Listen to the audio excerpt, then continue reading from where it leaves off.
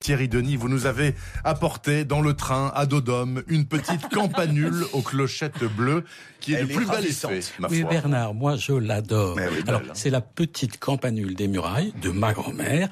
Et je crois que nous avons tous au moins 3 très bonnes raisons pour l'adopter. Je connais pas les 3 raisons, mais je l'ai chez moi et elle est super mignonne. D'abord, elle est super mignonne. Oui, je savais bien qu'elle allait vous plaire, Laetitia, que vous la connaissiez, parce que c'est vraiment une plante de grand-mère qu'on lègue à ses enfants, avec ces petites clochettes bleues, si naturelles. C'est Alors, pas au bleu, jardin- c'est violet. Oui, c'est violet. Violacé, ouais. Non, ça s'est passé la lumière. Ah non, chez moi, elles sont violettes aussi. Ah d'accord, Vous avez ok. peut-être un autre exemplaire.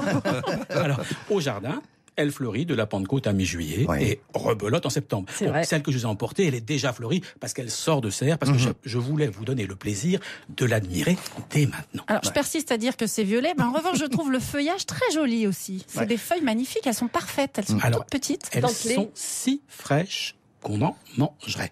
Et cerise sur le gâteau, ce feuillage est top en hiver. C'est bien, Sans ça. que vous ayez rien à faire. Ma petite campanule des murailles, celle de Laetitia, pousse en petits coussins réguliers, toujours nette, toujours fraîche. C'est nickel, ça. Donc ça veut dire pas trop exigeante, quoi, la petite clochette. Oh non, elle est tout sauf chochotte. Alors même Laetitia arrive à la faire pousser. C'est-à-dire que je m'en occupe pas du tout. Eh ben et c'est voilà. incroyable, il y en a partout. C'est bien, ça. Ouais. Parce vais que adopter ça, c'est moi aussi. une authentique plante vivace rustique. Alors bon, vivace, tout le monde sait, ça veut dire qu'elle va vivre des années et des années, presque immortelle, rustique. Ça veut dire qu'elle s'adapte se moque du froid. Oui, et plus encore, parce que les sécheresses de l'été, et Laetitia le sait, ne la troublent pas, quitte à ce qu'elle se ratatine un petit peu, bon, en août. Elle pousse tant au soleil qu'à mi-ombre, puis c'est pareil pour le sol, pas compliqué, calcaire ou pas, peu lui chaud.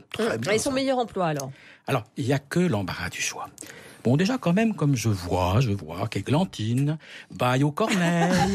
Non, pas du tout. Oh, si. Non, je vous écoute. Elle préfère Cléo de Mérode, mais enfin, Parce que vous croyez, Églantine, que ma campanule ne vous concerne pas. Eh bien, je dois dire qu'il n'est même pas nécessaire d'avoir un jardin pour l'adopter.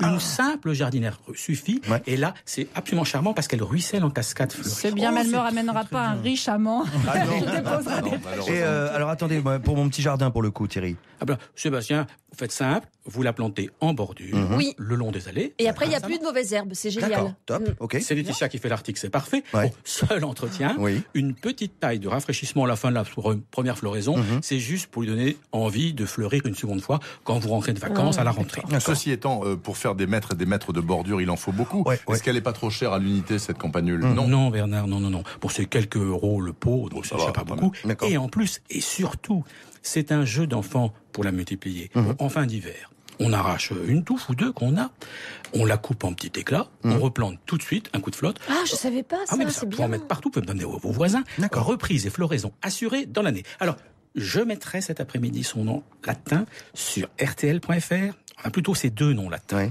Le premier, c'est celui que disait ma grand-mère, Campanula muralis, c'est facile. Bon. Le second, c'est l'officiel.